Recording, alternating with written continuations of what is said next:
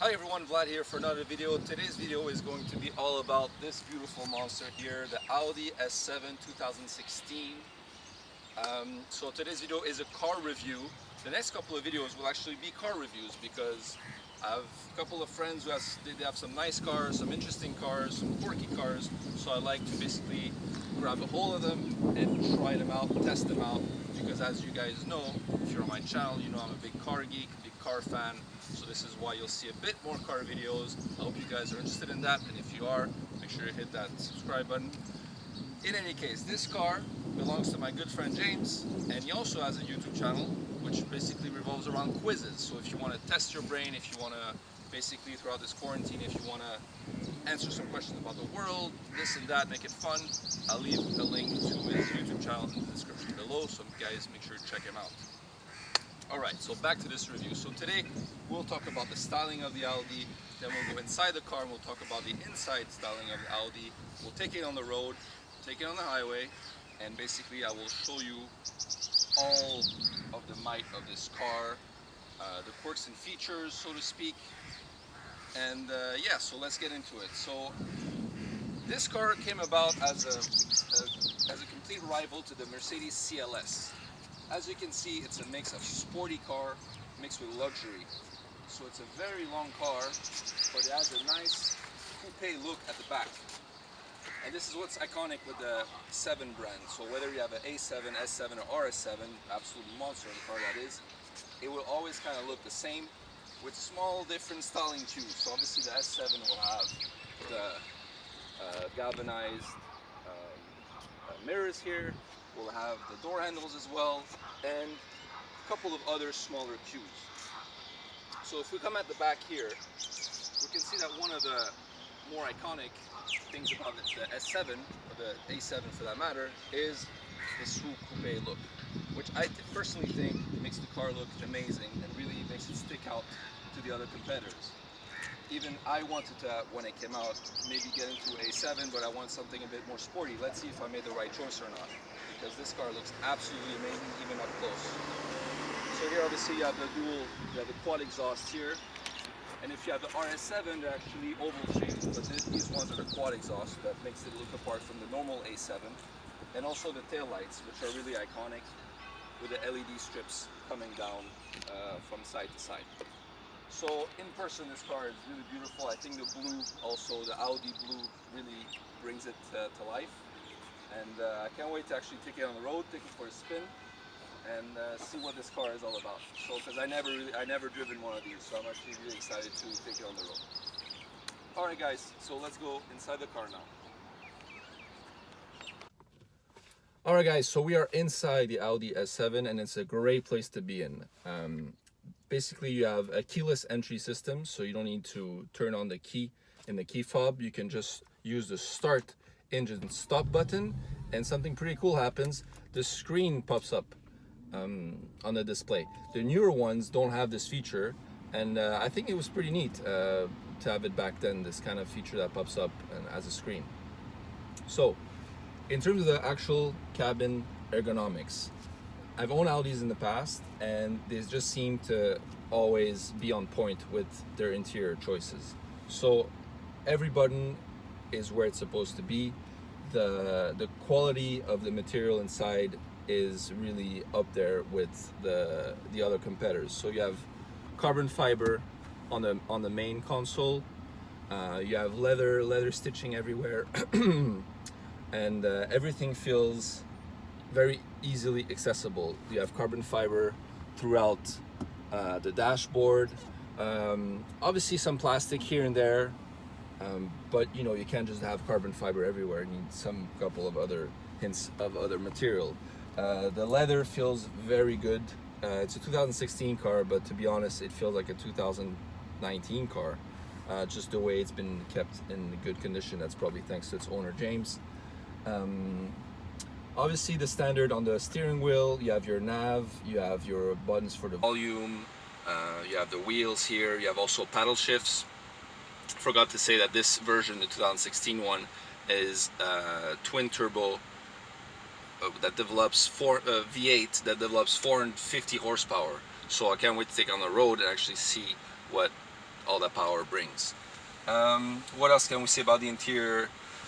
Your standard leather on the side, your standard control for lights. The dashboard is very driver focused. You also have an LED screen in the middle where you can have all your, basically how fast you're going, the temperature, time, you know, all the normal things you would expect really from a car.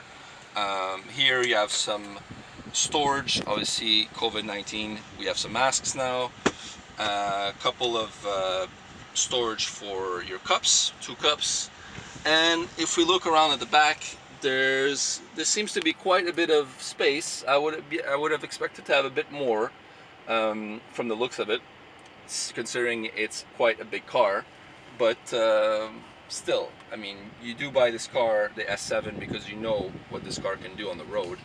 You don't buy it typically for all the storage space you can get, even though the boot is quite large. In any case, guys, enough talking about the styling of the interior. Let's take it on the road for a spin. Alright guys, so we are behind the wheel of the Audi S7 and it's pretty cool. I don't know what else to say. I put the car in dynamic mode, so now we're gonna take it on small roads. We're gonna go on the highway and we're just gonna see how it feels. Right away from the bat, it doesn't feel like that car is a massive and long car and kind of like a flagship car. It really feels nimble, which is really impressive. It's super responsive, and when you put your foot down, it has a lot of power, and the sound of it, you actually hear the turbos spooling up.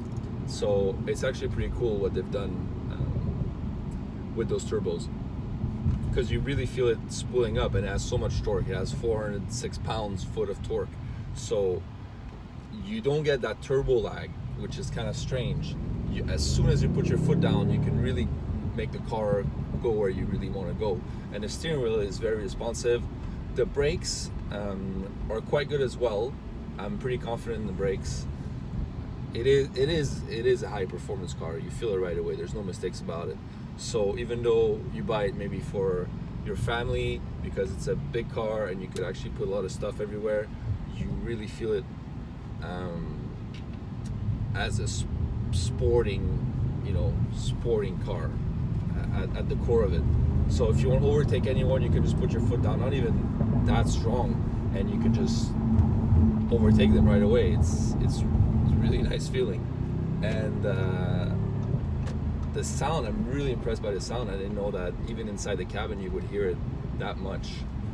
So yeah, kind of got a smile on my face. Kudos to Audi for that. So now we're gonna take it on a more kind of highway setting. Let's see how the car feels and how nimble it can be. In terms of thing I wasn't expecting, I really wasn't expecting the car to be that nimble. I mean, I've driven actual sports cars in terms of, you know, Porsches and the Gran Turismo, but this really holds its own as a sports car, which is kind of weird to say. Yeah. So right now we're on one of the, I guess, busier highways of Dubai. We'll see if we can get a bit of a run going. Let's see how that goes. So this car, in terms of pricing, when it came out new, it was about 100,000 USD. You could pick one up from DubaiVlad, which is the website here in the UAE, for about roughly between, you know, $40,000 at the most. And basically from $40,000 to $50,000, you can pick up a nice copy of it with not too much mileage and not too much wear and tear. Obviously, be careful when you go on these websites, but this would be the best place to get one. So we'll just try out the paddle shift here. So right now we're in fourth, just putting our foot down, and right away you're in high-speed territory. Let me do that again. We'll bring it down to fourth gear. Let's bring it down to third, just to hear the revs.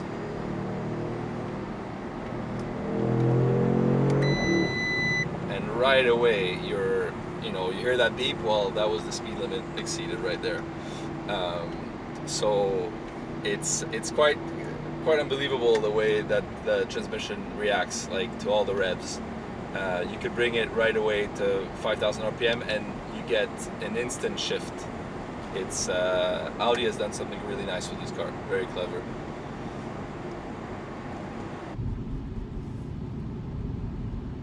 Right, so we're just taking a bit of a stretch out of the highway here. Now we're in second gear, so we'll just bring it up. So it really kicks you back in your seat, and right away, I'm really impressed with the way this car torques. It's quite surreal. You're right away at 100 kilometers just from second gear to third gear, and yeah, a bit silly speeds really. I'm not sure how you could really basically go for RS7 at this point. I mean, I didn't drive one. I don't know how more ludicrous it would be, because already this feels quite silly in terms of speed.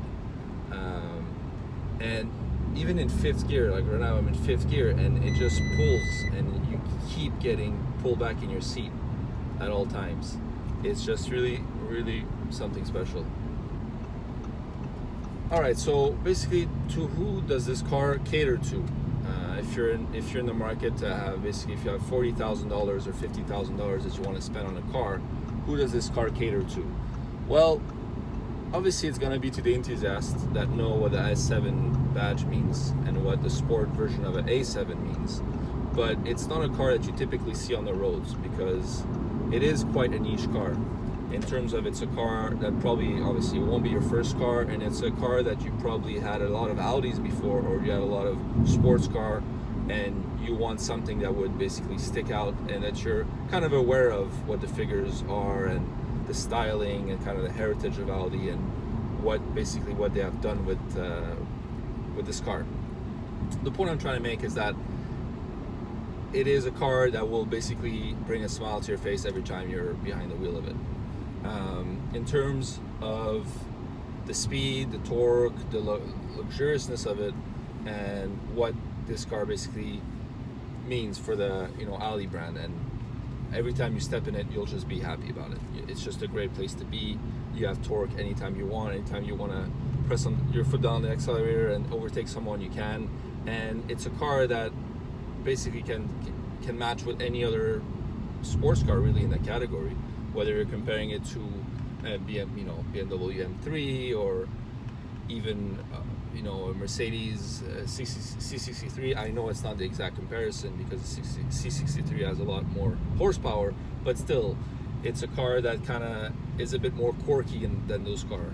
You have your typical C63, black on black, and that's a car that is really nice to look at, and it's an iconic car. But this one with the blue, the Audi blue, and the kind of, I don't know, the kind of quirkiness that it brings to it.